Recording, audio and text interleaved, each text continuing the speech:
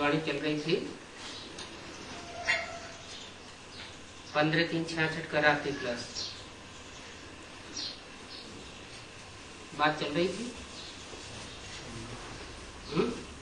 कौन सी बात चल रही थी?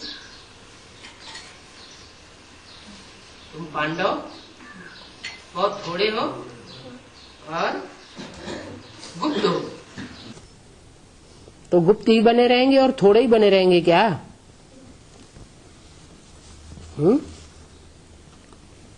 इसलिए बोला अभी बहुत होने के हैं। अभी माना संगम युग में ही बहुत होने के हैं। सूर्यवंशी और चंद्रवंशी यह सारी सेना आवेगी। प्रवृत्ति मार्ग है ना।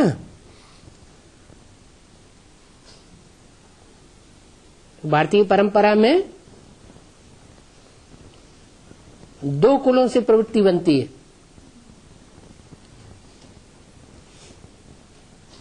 जो प्रवृत्ति बनाई जाती है पुरुष उच्च कुल से होता है और पत्नी उससे थोड़ा कम कुल से ली जाती है। तो सूर्यवंशी और चंद्रवंशी ये सारी सेना आवेगी। ऐसे नहीं सब 84 जन्म लेंगे।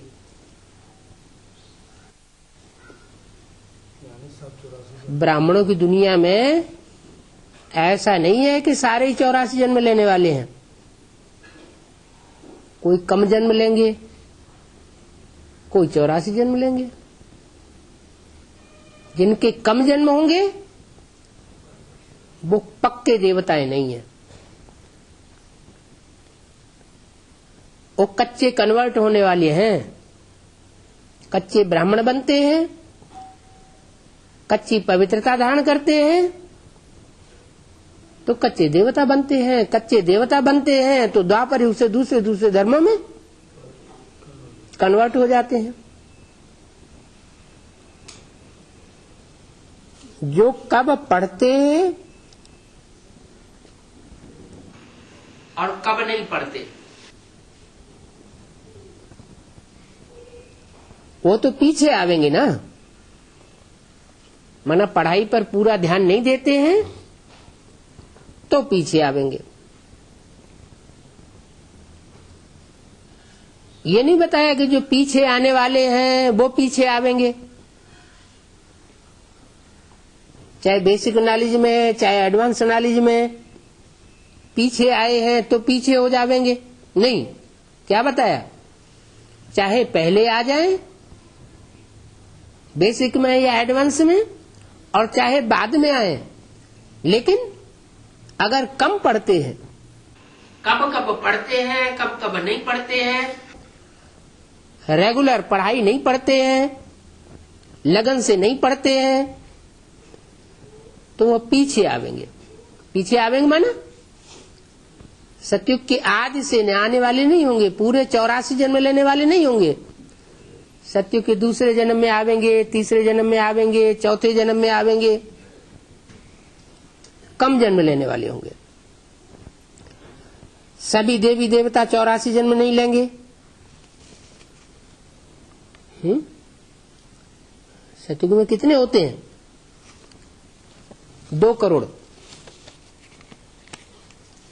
और त्रेता के अंत तक होते हैं 10 करोड़। और कलयुग के अंत तक देवात्माएं कितनी आती हैं? 33 करोड़ देवात्माएं आती रहती हैं। हर धर्म की आत्माएं अंत तक आती रहती हैं। लेकिन सबके जन्म एक जैसे नहीं हैं। सूर्यवंशी बहुत होंगे जो 84 जन्म लेंगे। कितने होंगे? ज्यादा से ज्यादा कितने होंगे? 9 लाख होंगे। आसमान में 9 लाख सितारे गाए जाते हैं। रानी का 9 लाख हार गाया जाता है। और 9 लाख सितारे हैं, चैतन्य आत्मा रूपी सितारे हैं जो गले का हार बनते हैं। राजा रानी से पूरा प्यार लेते हैं, जैसे माँ बाप बच्चों को प्यार देते हैं।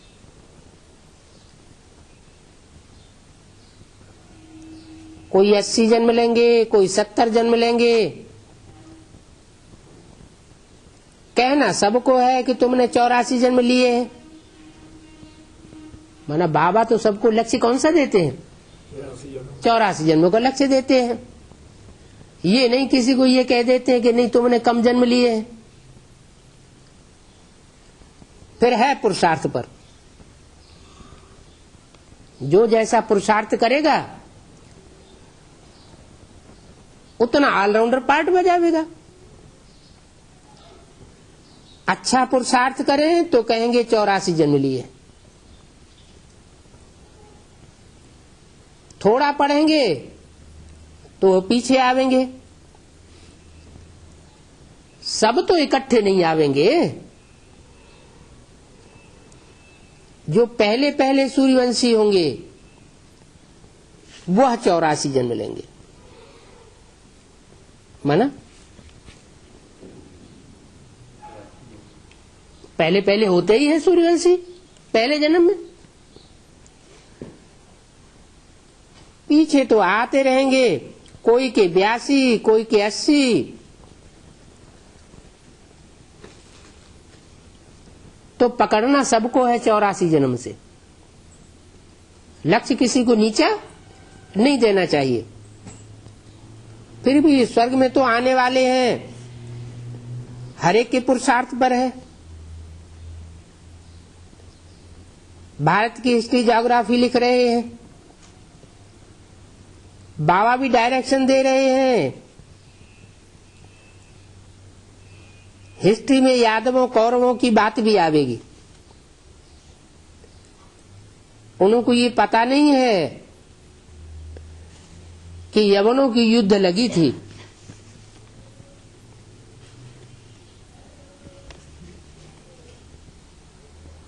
क्या लड़ाई कौन लड़ते हैं? पांडव लड़ाई नहीं लड़ते हैं। जो पंडा के असली पुत्र होंगे वो कोई प्रकार का स्थूल युद्ध नहीं करेंगे, संकल्पों का भी युद्ध नहीं करेंगे, बाचा से भी तू मैं नहीं करेंगे। जो यवन होंगे, यवन किसको कहा जाता है? मुसलमानों को। तो यहाँ ब्राह्मणों की संगमी की दुनिया में भी जो यवनों की शूटिंग कर रहे होंगे। भारतवर्ष में मुसलमानों का बड़ा मेला कहाँ लगता है?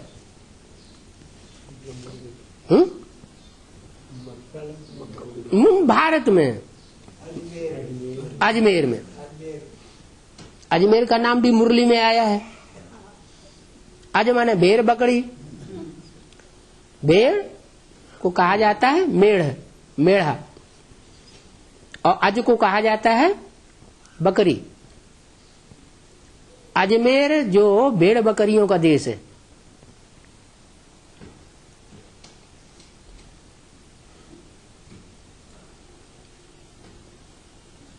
वहां ब्रह्मा की भी मूर्ति रखी हुई है। यादगार एक मंदिर है, एक ही मंदिर है।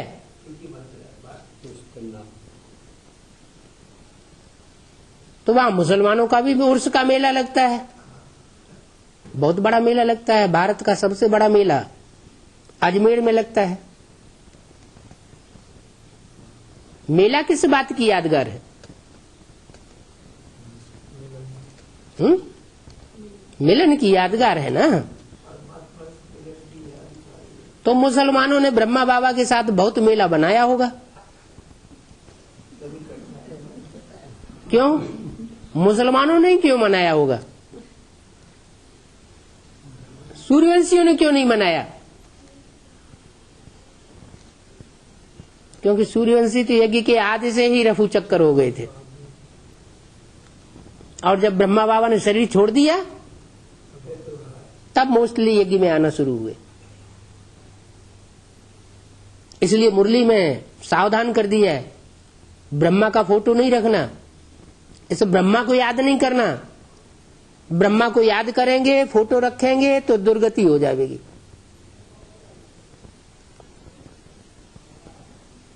क्योंकि जैसे को याद किया जाता है वैसे ही अंत मते सुगति हो जाती है। देखने में भी आता है, जिन्होंने ब्रह्मा के साकार चोले से बहुत प्यार किया और अभी भी फोटो रख करके शरीर छोड़ने के बाद उसे याद करते रहते हैं। ब्रह्मा को ही गीता का भगवान मानते हैं कि कृष्ण की सोली ही गीता का भगवान है, वो ही साकार रूप है भगवान का दुनिया में, और दूसरा कोई साकार रूप नहीं है। तो ऐसी याद जिनकी बुद्धि में समाई हुई है, वो देखा जाता है जब शरीर छोड़ते हैं तो अचानक मौत होती है। जैसे ब्रह्मा बाबा का हार्ट फेल हुआ था, मोस्टली उनका भी हार्ट फेल होता है।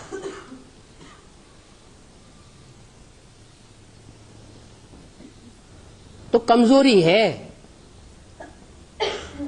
वो संपन्न रूप नहीं है। संपन्न रूप है विष्णु और शंकर का। चंद्रमा वो भी कम कलाओं वाला, संपूर्ण चंद्रमा नहीं। और उसको मुसलमान याद करते हैं, पूजते हैं। झंडे में किसका चित्र है? पाकिस्तान के झंडे में अर्धचंद्र का चित्र है और उसके ऊपर एक सितारा है।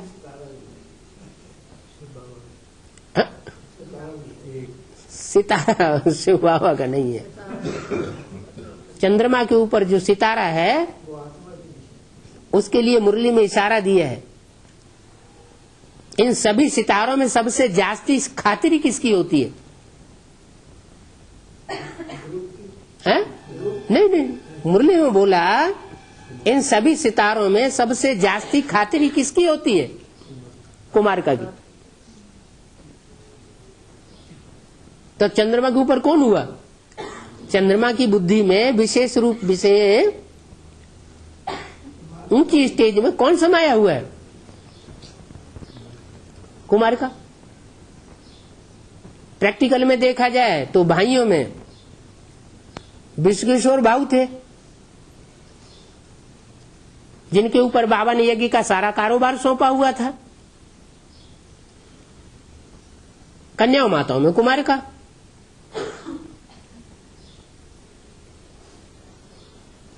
फिर बाद में भले मुरली में बोल दिया, इस दुनिया में जिनका बहुत मान है वो बड़े से बड़े भ्रष्टाचारी समझो।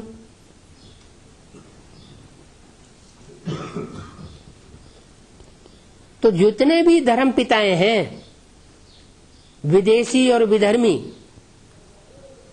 उनमें सबसे जास्ती मान किसका है?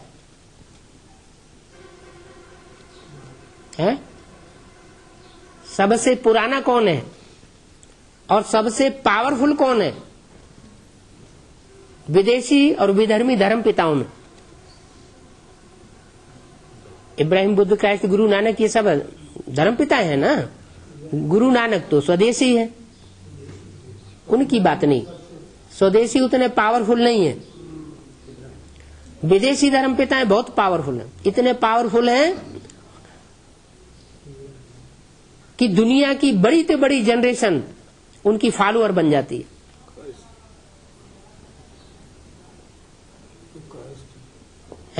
क्राइस्ट भी, इब्राहिम, क्राइस्ट से भी पहले इब्राहिम आया। तो जितना ज्यादा पावरफुल हुआ उतना ही पहले आता है। तो इससे क्या साबित हुआ कि मम्मा और बाबा के वारिसदार बने विश्व किशोर भाऊ और कुमार का दादी। और प्रैक्टिकल में भी अभी क्या देखने में आ रहा है, यज्ञ में सर्वे सर्वा कौन है, बाबा के जीवित रहते तक विश्व किशोर भाऊ, और उनके शरीर छोड़ने के बाद, मम्मा के शरीर छोड़ने के बाद कुमार का दादी। तो शूटिंग तो हो गई किस बात की, मम्मा बाबा की गद्दी सतयुग में कौन हासिल करेंगे, वही कुमार का दादी और विश्व किशोर। तो जो सेकंड गद्दी हासिल करते हैं सतयुग की, जो फर्स्ट नारायण नारायणी होंगे, वो परमधाम से डायरेक्ट आवेंगे या सूर्यवंश में आवेंगे उससे पहले, उनका एक जन्म कम होगा या पूरे 84 जन्म हो जाएंगे, एक जन्म कम हो जाएगा। वो एक जन्म जो कम हो जाता है वो सिर्फ एक बात के कारण कम हो जाता है,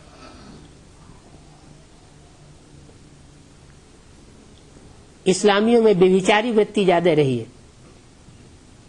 पावरफुल भी बहुत रहे हैं, इतने पावरफुल रहे हैं कि हिस्ट्री में मुसलमानों ने सारी दुनिया में जितने देशों पर राज्य किया है, आदि से लेकर के अंत तक, अंतिम 100-150 वर्षों को छोड़ के, उतना और किसी धर्म ने राज्य नहीं किया।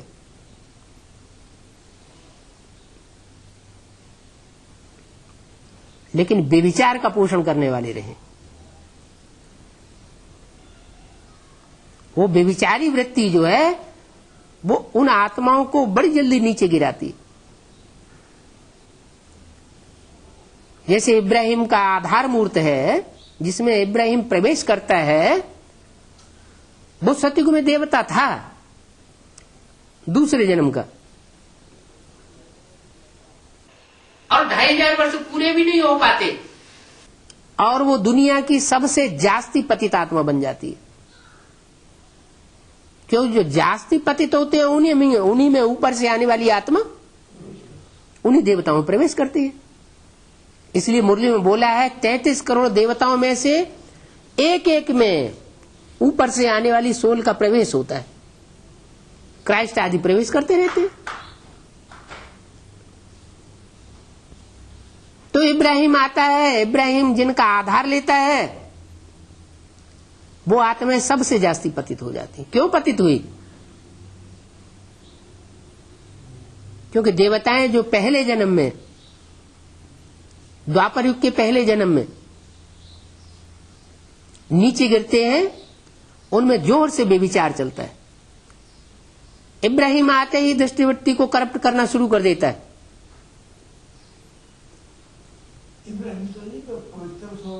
पवित्र सोल थी, लेकिन जिसमें प्रवेश करती है वो कैसी थी? वो संगम में फाउंडेशन कैसा डालती है? तो उस आधार पर जनरेशन बहुत तेजी से नीचे गिरती है और उनकी जनसंख्या बहुत तेजी से बढ़ती है, क्योंकि इस्लामियों की जनसंख्या होती नहीं। भारत के जो क्षत्रिय थे, देवतावर्ण की विशेष आत्माएं थी सूर्यवंशी, जो द्वापर युग में आकर के हिंदू बन जाती है, उनमें तो विचार उतना होता ही नहीं, तो वो उनसे टकरा जाती है। टकरा करके दूर अरब देशों की तरफ खदेड़ दिया जाता है उनको, अरब देशों में। वो वहां जाके स्वतंत्र हो जाते हैं। यहां उनको व्यभिचार का उतना मौका नहीं मिला और वहां जाकर के खूब व्यभिचार का पोषण करते हैं। तो वो कमजोरी अनेक जन्मों की भरी हुई रहती है उन आधार मूर्त आत्माओं में। और जब 84वां जन्म आता है, शिव बाबा इस सृष्टि पर अपना कार्य करते हैं, उस समय वो इस्लाम धर्म की आत्माएं भी कलेक्ट करके, जैसे दूसरे धर्मों की श्रेष्ठ आत्माओं को कलेक्ट किया जाता है, उनको भी कलेक्ट किया जाता है। वो भारतवर्ष में ब्राह्मण धर्म में सिंध हैदराबाद से इकट्ठी होती है। तो निश्चित है जो अपने पोता मेल को छुपाते हैं किसी मान मर्तबे के कारण, वो नीचे गिरेंगे या ऊपर उठेंगे। बाबा तो कहते हैं कोई कितना भी पतित हो, लेकिन अगर बाप के प्रति सच्चा है तो उसका जिम्मेवार मैं हूं। सच तो बैठो नच, सच्चा बाप को बहुत प्रिय है। तो बताया कि पहले पहले जो सूर्यवंशी होंगे वो ही 84 जन्म लेंगे, पीछे तो और आते रहेंगे। तो पकड़ना चाहिए, क्या पकड़ना चाहिए कि पांडव कौन है और यवन कौन है। जो पांडव होंगे वो किसी प्रकार की लड़ाई आपस में भी नहीं लड़ेंगे, और जो कौरव कुल के होंगे वो भले ब्राह्मण बन चुके, भले बाबा की वाणी पढ़ते हैं, लोगों की दृष्टि में, ब्राह्मण परिवार की दृष्टि में ब्राह्मण कहे जाते हैं, लेकिन उनकी निशानी होगी वो लड़ाई लड़े बगैर रह नहीं सकते। यवनों की युद्ध लगी है, पांडवों की तो लगी नहीं है, क्योंकि पांडवों की तो थी गुप्त सेना। वो विजय को पावेंगे।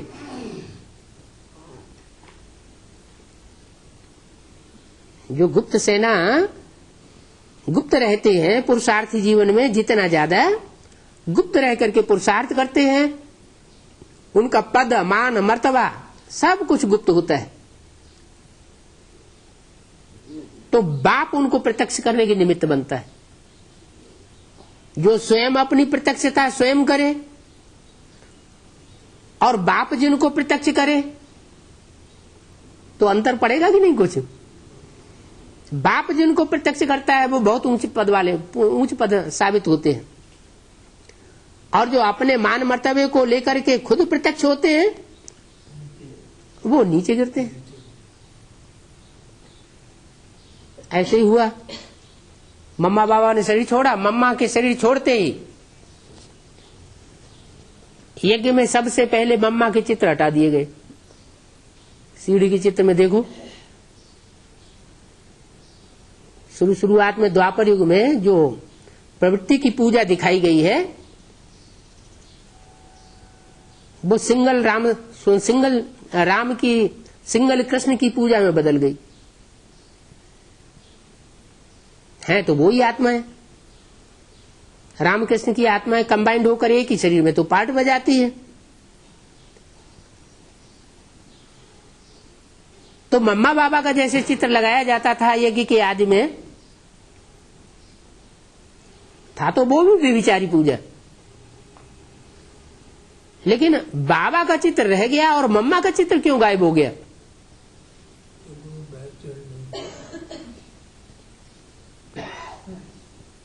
क्योंकि जगदम्बा बनने की आस होती है, तो फिर ईर्ष्या देश जागृत हो जाता है। वो चित्र है, इस बात का प्रूफ है। तो 30 बाई 40 इंच के चित्र बने थे बाबा मम्मा बाबा के समान जमाने में, सन 76 से जिनमें ये बात साबित होने लगी, तो जैसे ही एडवांस पार्टी के द्वारा ये बातें साबित हुई, वैसे ही 4 चित्र उन्होंने गुम कर दिए। 30 बाई 40 इंच के चित्र बिल्कुल नदारद, उनके ब्लॉक ही खत्म कर दिए।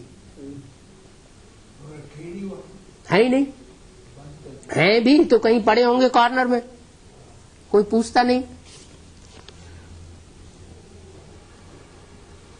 माना जो ये लड़ाई लड़ने के तरीके हैं, गलत गलत तरीके पकड़ना। सच्चाई को आराम से प्रत्यक्ष होने देना चाहिए। सत्य को छुपाना और असत्य को प्रत्यक्ष करना, तो ये एक गुप्त लड़ाई हो गई।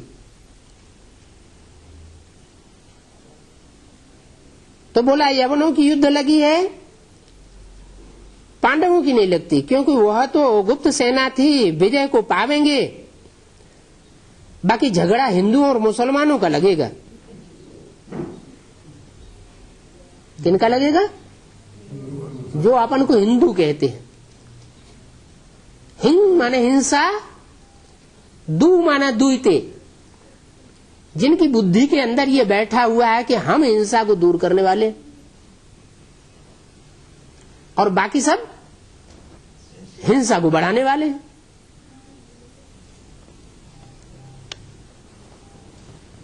उस वर्ग में एक तो बौद्धी धर्म आता है। बौद्धी भी क्या समझते हैं? अहिंसा परमो धर्म, हम अहिंसा को दूर करने वाले हैं। अच्छा, ब्राह्मणों की दुनिया में स्थूल हिंसा की बात है या सूक्ष्म अपवित्रता की हिंसा की बात है? कौन सी हिंसा की बात है?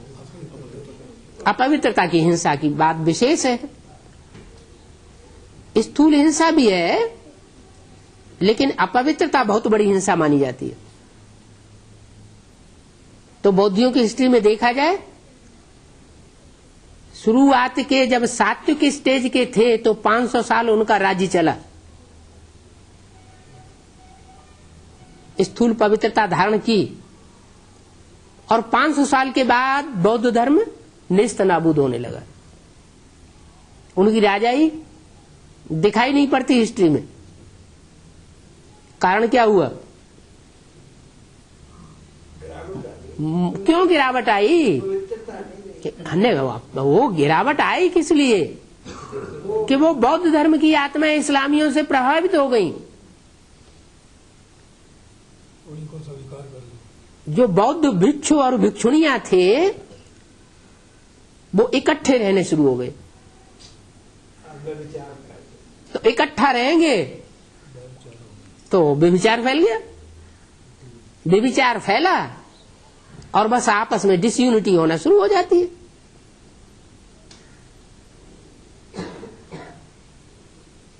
वो तो बौद्धियों की बात रही। बौद्धी धर्म तो बाद का धर्म है। लेकिन जो अपन को हिंदू कहते हैं वो तो बौद्धी हुए। वो हिंदू कौन कहते हैं? कौन कहना शुरू करते हैं कि हमें हिंदू हैं?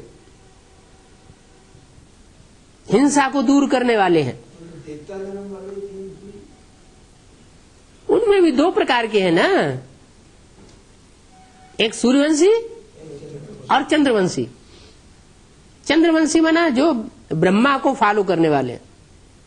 बेसिक नॉलेज में भी जो ब्रह्मा को फॉलो करने वाली ब्रह्मा कुमारियां हैं, वो एडवांस पार्टी वालों के मुकाबले अपन को क्या समझती हैं? कि हम वो समझती हैं कि हम पवित्रता को बढ़ाने वाले हैं। तो एडवांस पार्टी जो है वो पवित्रता को भंग करने वाली है। ऐसा समझते हैं या नहीं समझते हैं? समझते हैं। लेकिन उनको ये पता नहीं है कि असली पवित्रता सन्यासियों की पवित्रता नहीं होती है। क्या? असली पवित्रता है देवताओं की पवित्रता। साथ साथ रहो, साथ साथ खाओ, साथ साथ खेलो, साथ साथ सो, फिर भी पवित्र बन करके दिखाओ। इंद्रियों पर कंट्रोल करके दिखाओ। तो उस आधार पर जो भी सरेंडर्ड ब्रह्मा कुमार कुमारियों का वर्ग है,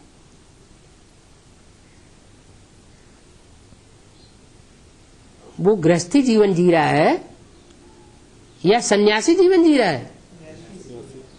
सन्यासी जीवन जी रहा है। तो सन्यासियों की पवित्रता में और देवताओं की पवित्रता में तो भारी अंतर है। ये अंतर है भक्ति मार्ग में भी देखा जा रहा है। कैसे?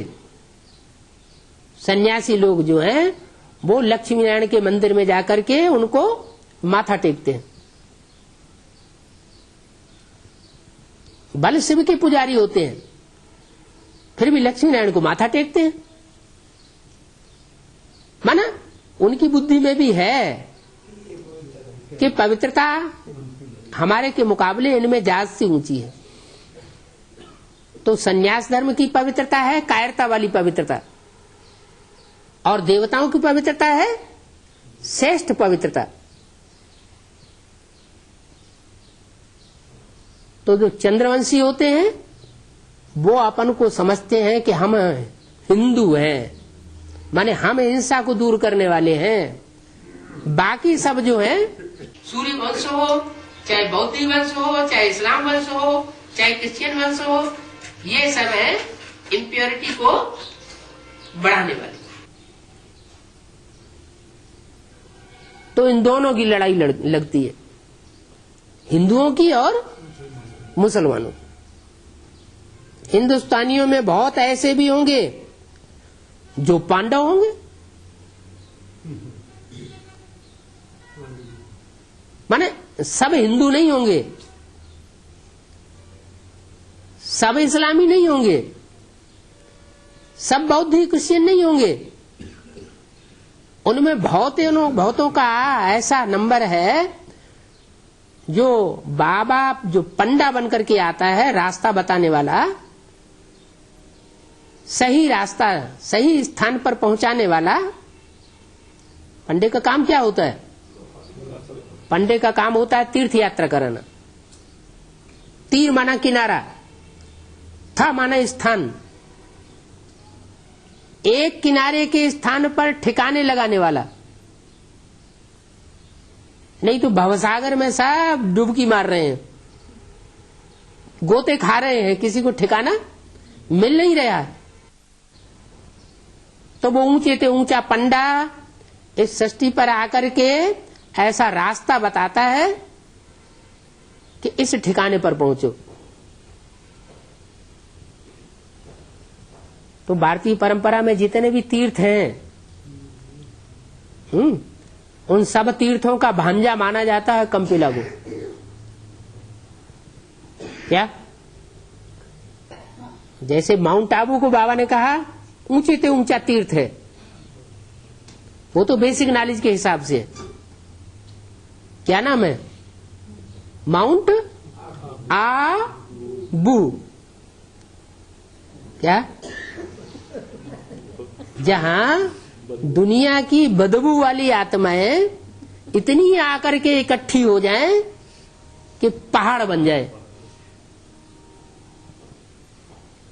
अब ये देवताएं, देवता धर्म की आत्माएं, ये 33 करोड़ जो देवताएं हैं वो तो बहुत पुराने हैं। सबसे जास्ती तमो प्रधान कौन बनते हैं? देवता ही बनते हैं। तो ज्यादा पुरानी चीज तो सड़ी गली हो जाती है ना, बहुत तामसी हो जाती है। तो सबका पहाड़ जहां इकट्ठा हो जाता है जाकर के उसको का नाम दे दिया है माउंट आबू। वो तो बेसिक नॉलेज की हद की बात हुई। लेकिन बाप दादा अपना कार्य संपन्न करने के लिए ब्रह्मा का शरीर छूटने के बाद जो स्थान परिवर्तन करते हैं ईश्वरीय सेवा के लिए, जैसे अव्यक्तवाणी में बोला है, जैसे तुम बच्चे सेवा स्थान चेंज करते हो, ट्रांसफर होते हो, वैसे बाप दादा ने भी सेवा स्थान चेंज किया है। चेंज किया है का मतलब माउंट आबू छोड़ दिया। कहाँ चेंज किया वो नहीं बताया, इशारे दिए हैं। मगध देश में भगवान आते हैं, ऐसा कहीं शास्त्रों में लिखा हुआ है, ये इशारा दिया मुरली में। फिर बोला गंदे गांव में आते हैं, छोटे से गंदे गांव में आते हैं।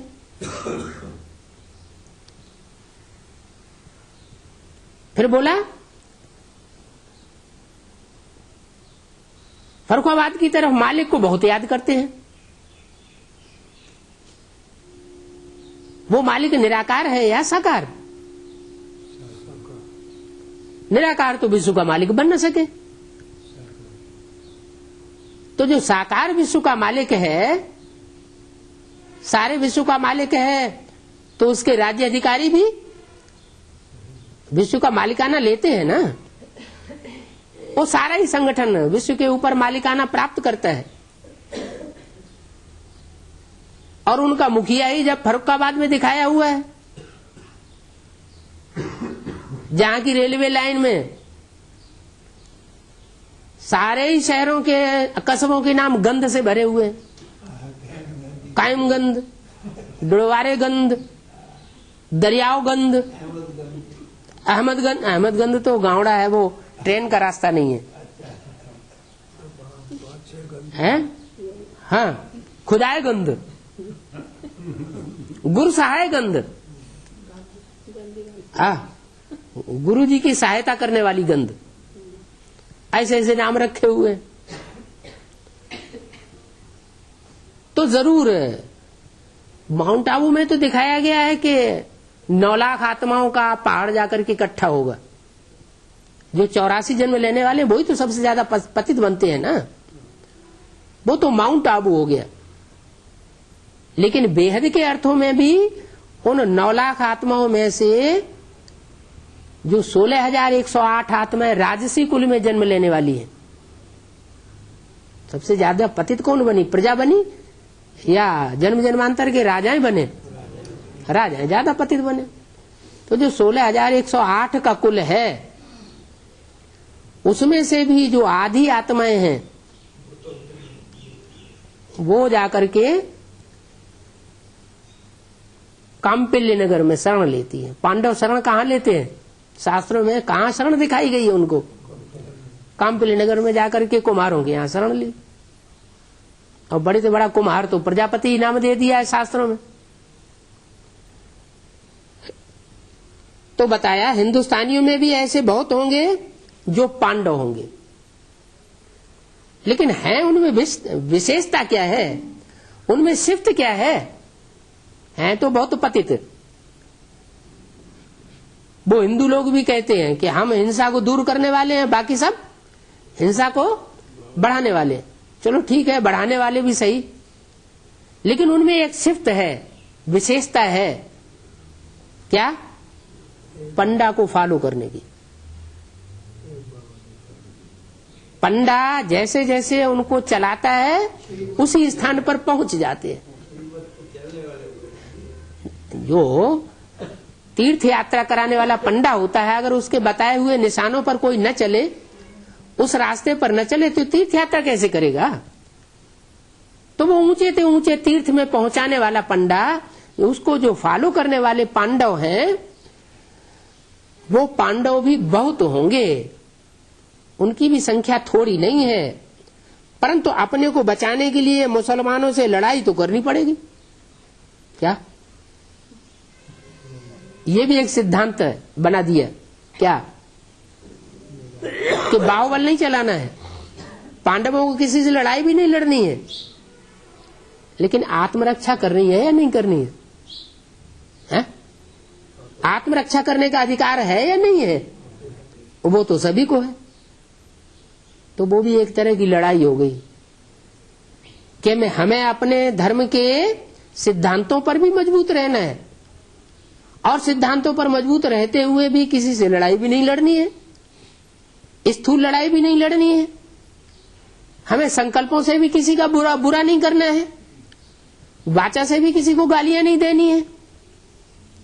सत्य बात कहने की बात अलग है। चोर को चोर ही कहा जाएगा।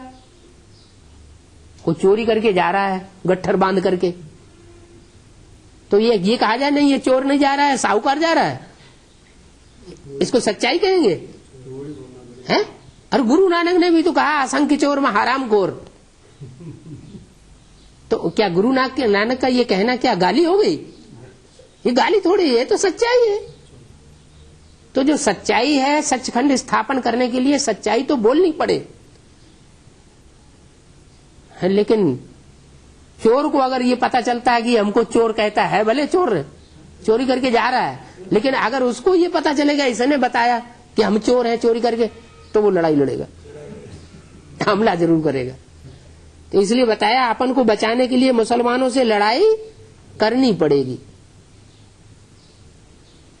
कृष्ण ने भी कंस से लड़ाई लड़ी, गांवों में भागा भागा फिरता था। है कहां की बात है?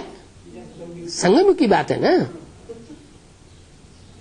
शंकर जी ने भस्मासुर से लड़ाई लड़ी, क्या करता था? सारी दुनिया में भागा भागा फिरा, कहीं शरण नहीं मिली, तो आखिर विष्णु जी ने आसरा दे दिया।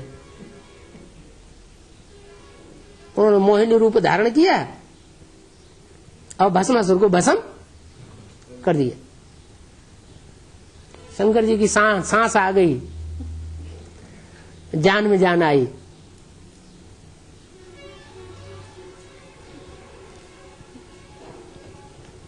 तो प्रश्न किया जाता है, तुम्हारा भगवान है तो भागा भागा क्यों फिरता है?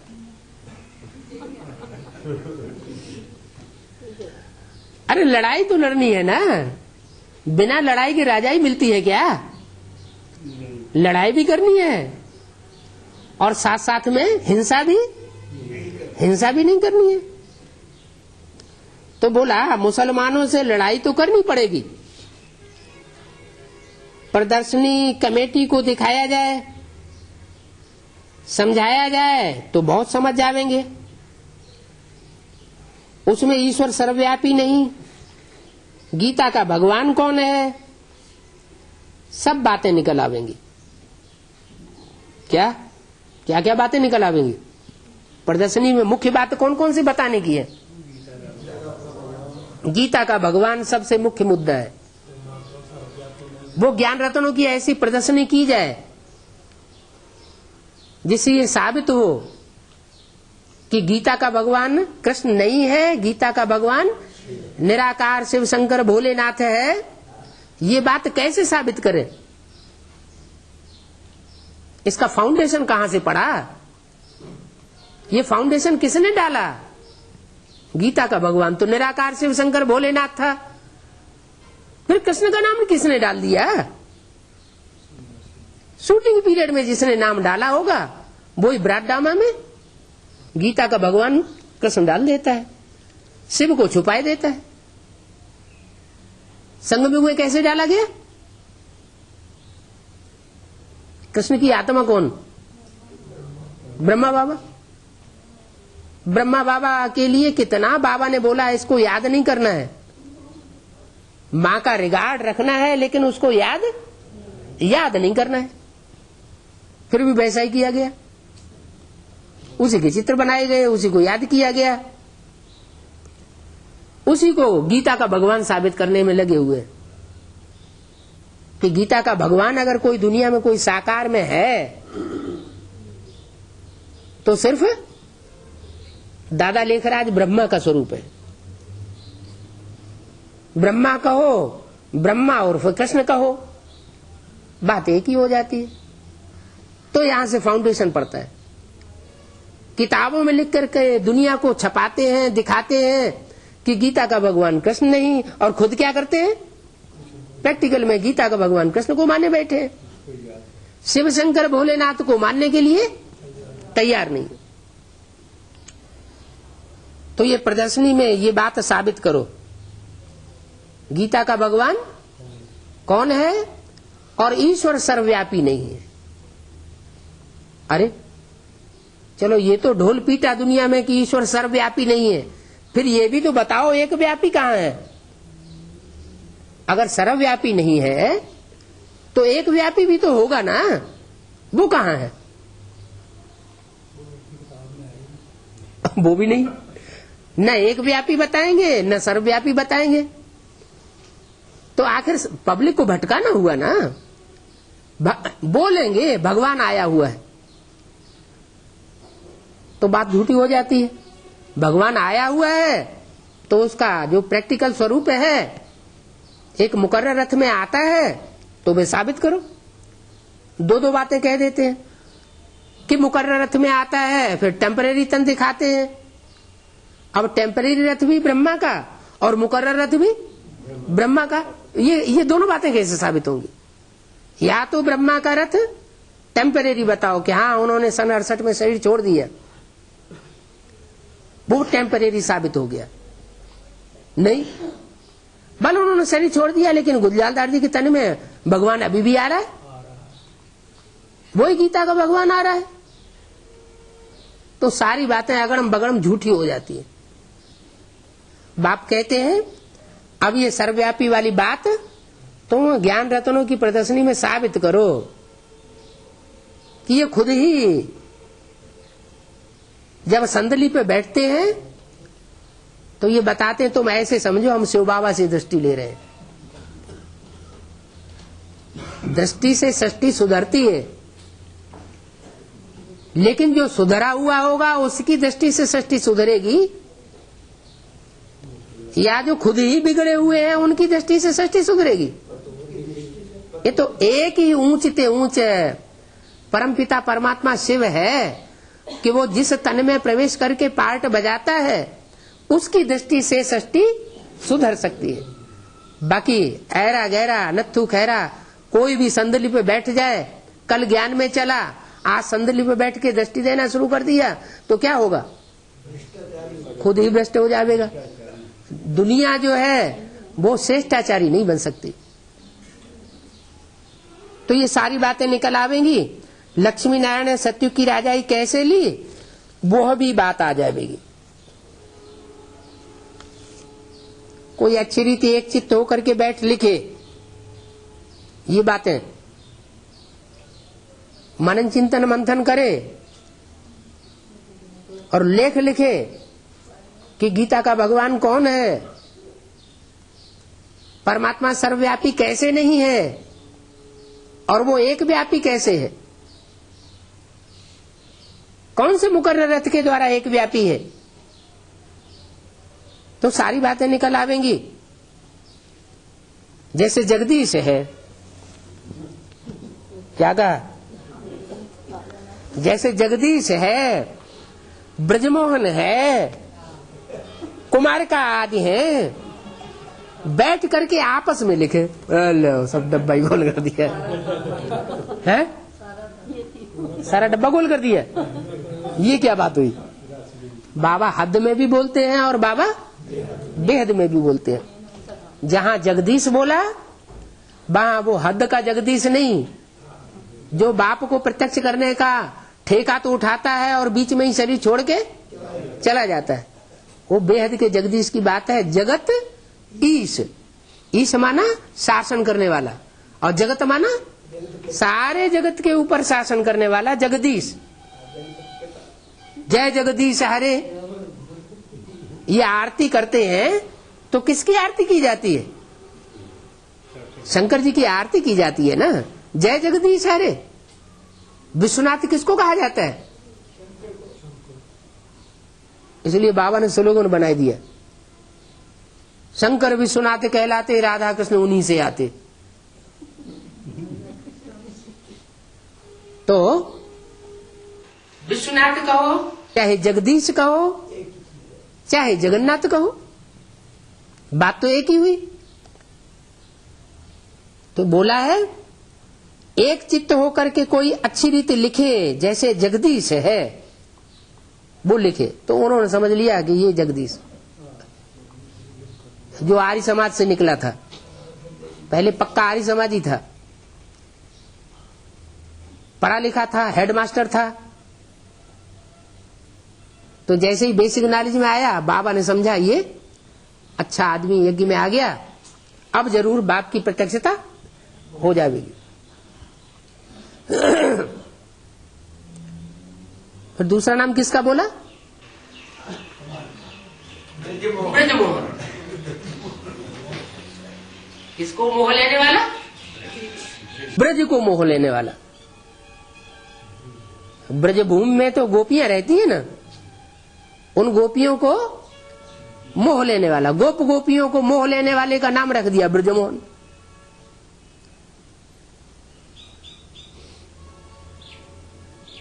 अगर वो सेंटर ही उखाड़ दे इम्प्योरिटी के आधार पर, तो ब्रजमोहन बन के रहेगा क्या? वो बेहद की बात है। ब्रजमोहन कृष्ण को कहा जाता है, जो कृष्ण का पार्टधारी है।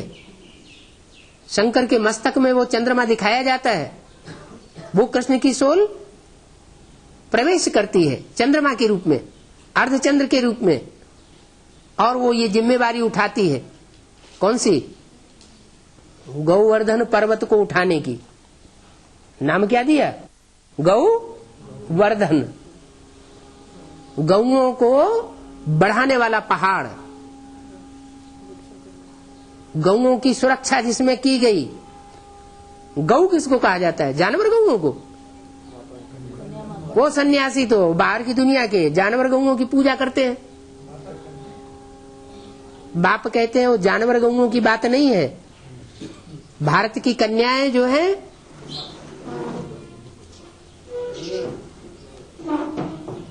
वो भारत की कन्याएं ही वास्तव में गौएं हैं। गौ को जिस भी खूंटे से बांध दिया जाए, कहते हैं गौ स्वभाव का है, सारा जीवन वो कन्याएं उसी खूंटे से बंधी रहती है। भारतीय कन्याएं, विदेशी कन्याएं नहीं। वो क्या करती है? तो पटाख से तलाक दे करके दूसरा तीसरा चौथा 15 20 भी करती रहती है। भारत की कन्या की ये विशेषता है क्या, कि माँ बाप जिस खूंटे से बांध देते हैं, सारा जीवन सीधी सादी बन करके वहां रहती है, अपने कुल का निर्वहन करती है। तो वो भारत की गौएं, उनकी सुरक्षा की बात है। वो माताएं और वो कन्याएं जो अपने जीवन में एक पतिव्रत का व्रत लेकर के रहती है, उन गौओं की बात है। उन गौओं का पालन पोषण, उन गौओं का वर्धन संवर्धन वो कृष्ण के द्वारा हुआ था। वो ही कृष्ण की सोल अभी भी वो स्थापना का कार्य कर रही है। सारी दुनिया कन्याओं माताओं को ठुकरा रही है, और वो आकर के उनका मान बढ़ाए रहा है।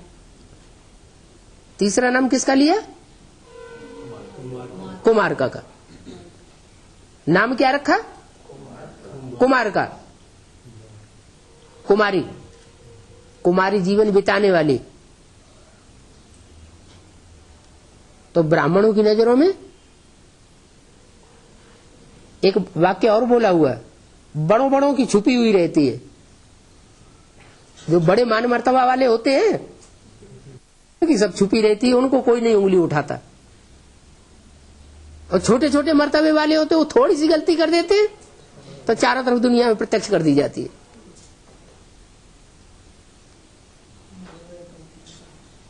तो ऐसे ही ब्राह्मणों की दुनिया में हो रहा है।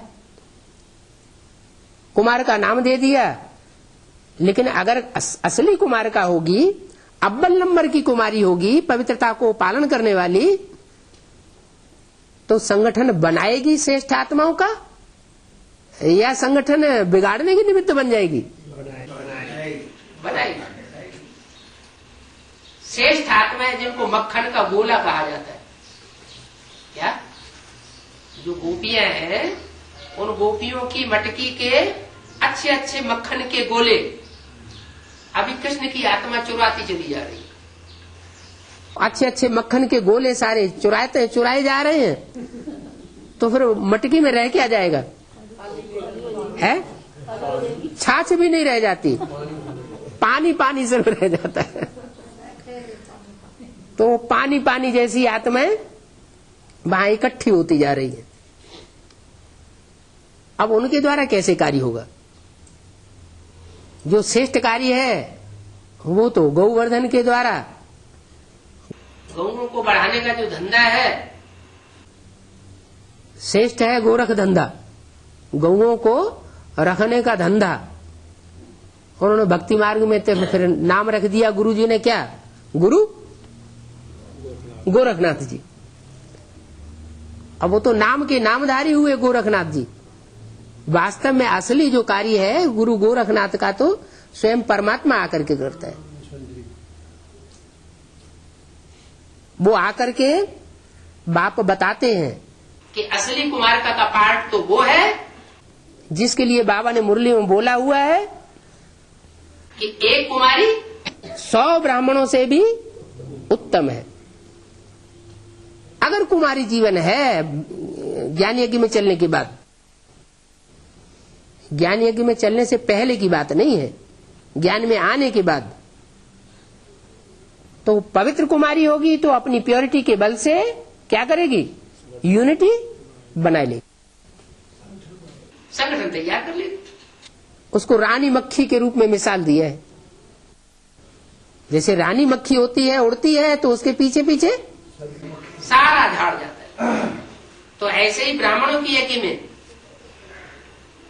कोई रानी मक्खी है, जब पाला बदलेगी, उड़ेगी, तो उसके पीछे पीछे सारा असिस्टेंट जो ब्रह्म कुमारियां हैं अभी बंदी पड़ी है, जिनके लिए शास्त्रों में बात आई है कि 16,000 कुमारियों को जरासंध जी ने अपनी जेल में डाला हुआ। वो सब स्वतंत्र हो जाएंगे, जोर से आवाज निकलेगा प्रत्यक्षता का। एक तरफ बाप प्रत्यक्ष होगा, एक तरफ जय जयकार होगी, और दूसरी तरफ ये इस्लामी, बौद्धी, क्रिश्चियन, ये दूसरे धर्मों के जो आधार मूर्ति यज्ञ के अंदर घुसे पड़े हैं, वो दूसरे जो दुनियावी धर्म पिताएं हैं, धर्म गुरु हैं, उनसे मिलकर के एक हो जाए और बड़े बड़े हमले करना शुरू कर देंगे। तो एक तरफ हाहाकार होगी और दूसरी तरफ जय जयकार। बड़ा भारी रिवॉल्यूशन हो जाएगा। वो कुमार का कहीं से निकलेगी ना, वो असली कुमार का है जिसके लिए हम बोल रहे हैं। वो कहीं से आएगी ना, बिल्कुल आएगी, ब्राह्मणों की दुनिया से ही आएगी। अभी कहीं छुपी होगी ना, छुपी काहे के लिए होगी। सन 76 से ही बाबा ने प्रत्यक्षता की घोषणा कर दी थी। इन लक्ष्मी नारायण का जन्म कब हुआ? आज से 10 वर्ष कम 5000 वर्ष हुए, तो 66 की बात हुई। 66 माना 66 में घोषणा। हाँ, जब मम्मा ने शरीर छोड़ दिया था, 4 चित्र तैयार हो गई थी। इन चित्रों में भी वो घोषणा है 10 वर्ष की। वो 10 वर्ष की घोषणा पूरी होती है 76 में। उस टाइम के लिए पहले से ही अभी भी ये चित्र रखे हुए हैं, घोषणा छपी हुई है। मुरलियों में भी वो घोषणा कराई गई, ज्ञानामृत पत्रिका में भी वो घोषणा कराई गई, अखबारों में भी उस समय निकाला गया था। तो वो घोषणा की बात सन 76 में प्रत्यक्ष होती है। लक्ष्मी नारायण का जन्म कब हुआ? आज से 10 वर्ष कम, 66 की वाणी है। एक बहुत 44 में एक किताब निकली थी, चेतावनी नाम की। तो बाबा हर बात बोलते हैं वेद में, और जो हद में बुद्धि लगी हुई होती है वो सब बातें उनका अर्थ लगा लेती है हद में।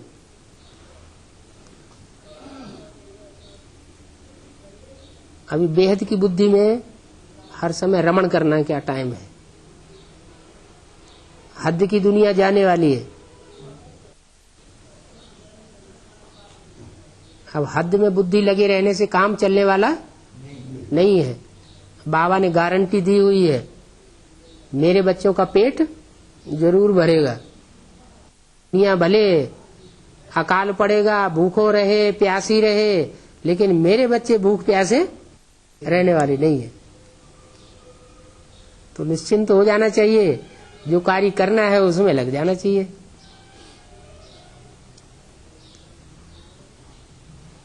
ओम शांति। कृष्ण का जन्म, उससे पहले ये जो बाकी दुनिया है, ब्राह्मणों की दुनिया छोड़ करके दूसरी दुनिया, वो खलास हो जाएगी या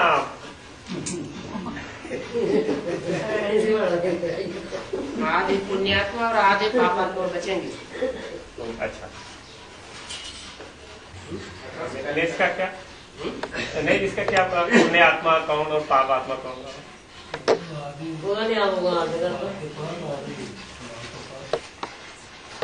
जो विजय माला निकलनी है हाँ वो पुण्यात्मा है या पापात्मा है? वो पुण्य आत्मा है। घर की रानियां बन के रही है, उन्होंने तो पाप नहीं किए हैं ज्यादा, तो वो वैकुंठ में रहेंगे। बाकी जो राजाएं रहे हैं वो अभी भी चूक नहीं रहे। बेसिक नॉलेज ले ली, एडवांस नॉलेज ले ली, फिर भी चूकते नहीं है। 100 गुना 1000 गुना पाप का बोझा चढ़ता जा रहा है। तो जो भटकने की दुनिया आने वाली है उसमें भटकना नहीं होगा उनका।